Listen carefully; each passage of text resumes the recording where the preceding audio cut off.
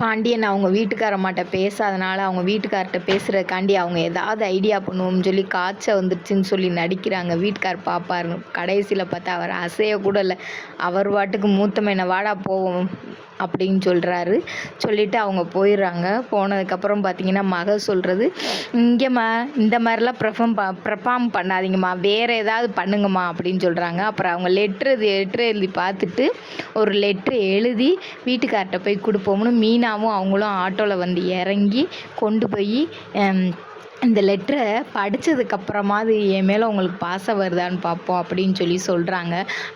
அவர் என்ன செய்கிறாருன்னு பார்த்தீங்களா, முட்டை வாங்க வருவாங்க. அவங்க கையில் 2 முட்டையை வச்சு மடித்து இந்தம்மா அப்படின்னு சொல்லி கொடுத்து விட்டாங்க. அவங்களோட ரியாக்ஷன் பார்த்தீங்கன்னா அப்படின்ற மாதிரி இருக்குது. ஏம்மா நிலுமான்னு முட்டையை எடுத்துகிட்டு போகிறாமா பின்னாடியே ஓடுறாங்க. அதோட இந்த எபிசோட் முடிஞ்சிச்சு. சேனல் பிடிச்சிருந்தா சப்ஸ்கிரைப் பண்ணிக்கங்க. இரவு 8 மணிக்கு உங்கள் விஜயில்.